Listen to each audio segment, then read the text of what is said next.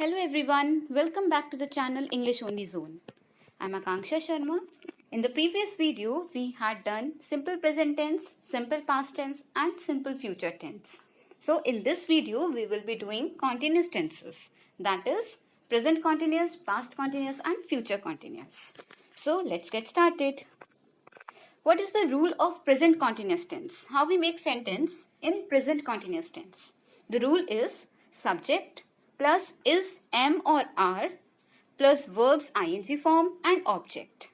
Let's understand with the help of an example. The first example is I'm teaching you. मैं आपको पढ़ा रही हूँ. So right now मैं आपको teach कर रही हूँ, मैं आपको पढ़ा रही हूँ. तो उसके लिए क्या लगेगा? सबसे पहले सब्जेक्ट लगेगा, that is I. Then I के साथ हम हमेशा एम लगाते हैं.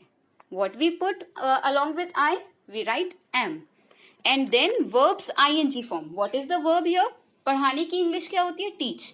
And teach ING form teaching. And then the object that is you. So the sentence will become I am teaching you. Then the next example is you are studying English. What are you doing right now? You are watching the video and you are studying. So you will be the subject. Then along with you, what do we write? We write are because we consider you as plural and so we write are with you. Then verb plus ing form. आप पढ़ रहे हैं और पढ़ने की English क्या होती है? Study. Study plus ing, studying, and then the object, that is English. Now you must see that if we translate these sentences in Hindi, तो लास्ट में क्या आ रहा है? मैं आपको पढ़ा रही हूँ. लास्ट में क्या आया? रही हूँ. तो ऐसे sentences जिनके एंड में रहा है, रहे हैं, रही हूँ, रहा है, ये वर्ड्स आते हैं, वो कॉन्टिन्यूस टेंस में होते हैं. और है से पता चल रहा है कि वो प्रेजेंट टेंस में है. तो प्रेजेंट कॉन्टिन्यूस टेंस में जो सेंटेंसेस होते हैं उनके लास्ट में रहा है, रही है, रहे हैं वगैरह वर्ड्स आते हैं. The third is my brother is watching a movie. My brother is watching a movie. मेरा भाई मूवी देख रहा है. So what will be the rule here? My brother subject हो गया, is the helping verb along with my brother, and verb that is watch plus ing form watching, and the object is a movie. So the present continuous tense, the sentence in this present continuous tense is my brother is watching a movie. Now let's see why we have used is, am or are separately in all these three sentences. See, if we write the singular form of the subject, or that is he, she, it, or the name of any one person, then along with that we write is. और I के साथ हमेशा am आता है. And if we write the plural forms such as they, we, or the names of more than one person or you, तो उसके साथ हम क्या लगाते हैं? are. So now it must be clear to you कि I के साथ am क्यों लगा, you के साथ are क्यों लगा, और my brother के साथ is क्यों लगा. Okay? So now let's study the usage of present continuous tense. The first is for things which are going on at present. उन चीजों के लिए हम present tense use करते हैं, present continuous tense use करते हैं जो अभी चल रही होती हैं, जिन पर अभी हम काम कर रहे होते हैं. I am going to market. मैं मार्केट जा रही हूँ. लास्ट में क्या आया? रही हूँ. तो मैंने आपको बताया था जहां पर भी रहा, रही, रहे वर्ड्स आते हैं वो कॉन्टिन्यूस टेंस के हो गए. और है या हूं से क्या पता चलता है कि वो प्रेजेंट फॉर्म में है. तो I will be the subject here, am the helping verb, then verb ING form going, and last में क्या आया? Object that is to market. Similarly in the second sentence you are writing a letter. आप letter लिख रहे हो. तो रहे हो, तो रहे भी आया और लास्ट में हो, तो उसे पता चल रहा है कि वो प्रेजेंट का. और रहे से क्या पता चल रहा है? It is of continuous tense. So you will be the subject. Are क्या हुआ? हेल्पिंग वर्ब हो गई. यू के साथ हम आर लगाते हैं. And then write plus ING writing, और लास्ट में object that is a letter.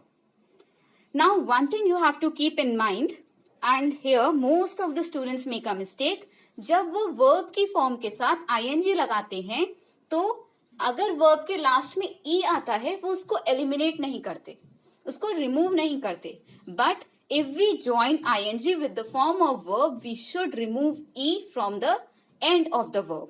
For example, writing की spelling क्या होती है? Write की WRITE, last में e आया, and if we will add ing to it, what will it become? WRITING. We will not write EING. E will be eliminated. Now, the second usage of present continuous tense is for the habits. If we have some certain habit, उसके लिए भी हम present continuous tense use करते हैं. The first example here is I am always running to catch the bus to school. मैं school के लिए बस कैच करने के लिए हमेशा भाग ही रही होती हूँ. मैं कभी भी टाइम पर नहीं जाती हूँ, मैं हमेशा भाग रही होती हूँ. तो it is my habit. So what will I write here? What will be the subject? I. Helping verb am. Always यहाँ पर हमने अलग से adverb लगा दिया है. Then running, run plus ing. Running, यहाँ पे double n हो जाएगा, and then the object to catch the bus to school. Now the second sentence, people are writing letters a lot less than they used to write a few years back. Yes, why? Why the people are writing letters less now? Because of the use of WhatsApp now. So people will be the subject, are helping verb, and then verbs ing form writing, और उसके बाद हमारा object आ जाएगा. Now, so this was the all in usage of present continuous tense. Now let's come to past continuous tense. So what is the rule of past continuous tense? Subject plus was or were plus verbs ing form plus object. Let's see the examples. The first example is the people were running to escape from a tiger. The people is the subject. Was were में से यहाँ पर हमने were लगाया है. Why? क्योंकि वर हमेशा plural के साथ आता है और वॉज सिंगुलर के साथ आता है. तो पीपल प्लूरल हुआ, so along with people we will write were. The people were and then run की ing form running, and then the object to escape from the tiger. अगर अब हम इस सेंटेंस को हिंदी में ट्रांसलेट करें, व्हाट विल इट बिकम? लोग tiger से बचने के लिए भाग रहे थे. देखो रहे आ रहा है तो कॉन्टिन्यूस टेंस में हो गया, लेकिन लास्ट में क्या आया? थे आया. तो अगर था, थी, थे वगैरह वर्ड्स होते हैं तो उससे हमें पता चलता है कि ये पास्ट टेंस का सेंटेंस है, और रहा, रही, रहे से पता चलता है कि ये कॉन्टिन्यूस टेंस में है.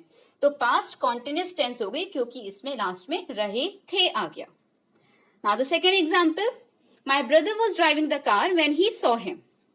मेरा भाई कार चला रहा था जब उसने उसको देखा. चला रहा था, तो लास्ट में भी रहा था आ गया, तो it is in past continuous tense. I hope you are getting, you are understanding what I am trying to explain you. See was किसके साथ आता है? आई, ही, शी, इट और वन पर्सन. यहाँ पर हम आई के साथ वॉज लगाएंगे. प्रेजेंट टेंस में आई के साथ हम एम लगाते हैं, बट यहाँ पर हम आई के साथ वॉज ही लगाएंगे. Then the second is verb. Verb किसके साथ आएगा? यू, दे, वी और more than one person. If the names of more than one person are written, for example Ram and Shyam were running, तो more than one person's name is written here, so we will be writing verb. Now let's come to usage of past continuous tense. It is used for something that was happening at the moment in the past.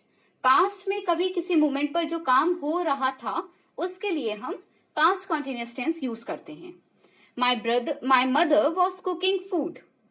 मेरी mummy खाना बना रही थी. रही और थी, रही से continuous हो गया और थी से past, तो past continuous tense में हो गया. In the second example, I was typing an email. मैं ईमेल टाइप कर रही थी, तो रही थी आ गया, उसमें भी हम पास्ट कॉन्टिन्यूस टेंस यूज करेंगे. सो इट मीन्स कि अगर पास्ट में कोई काम हो रहा होता है, कंटिन्यूएशन में होता है उस मोमेंट पर, उसके लिए हम पास्ट कॉन्टिन्यूस टेंस यूज करते हैं.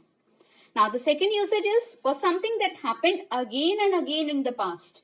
पास्ट में कोई चीजें जब बार बार होती हैं उसके लिए हम पास्ट कॉन्टिन्यूस टेंस यूज करते हैं. The first is, I was singing song every day when I met with an accident. जब मेरा एक्सीडेंट हुआ तब मैं रोज गाना गा रही थी. या जब मेरा एक्सीडेंट हुआ उन दिनों में रोज गाना गा रही थी। तो रही थी आ गया ना, तो यहाँ पर पास्ट कॉन्टिन्यूअस टेंस हुआ। देखो यहाँ पर एक टाइम क्लॉज भी लग गया है, ये व्हेन आ गया ना, तो it means it is a time clause also. The second is they were always quarrelling, वो हमेशा लड़ रहे थे। तो हमेशा लड़ रहे थे, हमेशा लड़ते थे, तो they were quarrelling. Now the next tense is today's last tense of this video is future continuous tense. What is the rule? Subject plus will or shall plus be, then verbs ing form, and then the object. Let's understand it better with the help of examples. The first is we will be going to Shimla tonight. Subject is we. Will shall में से हमने यहाँ पर क्या लगाया? Will. And then be, then verbs ing form, and then the object. हम आज रात शिमला जा रहे होंगे। रहे से कॉन्टिन्यूस हो गया और होंगे से होगा, होगी, होंगे, ये किस में आते हैं? फ्यूचर टेंस में आते हैं। तो ये फ्यूचर कॉन्टिन्यूस टेंस का सेंटेंस हो गया।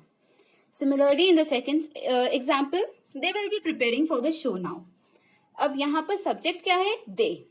देन विल शैल में से हमने यहाँ पर विल लिखा, देन बी जरूर लगता है फ्यूचर कॉन्टिन्यूस टेंस में, then verbs ing form, and then the object.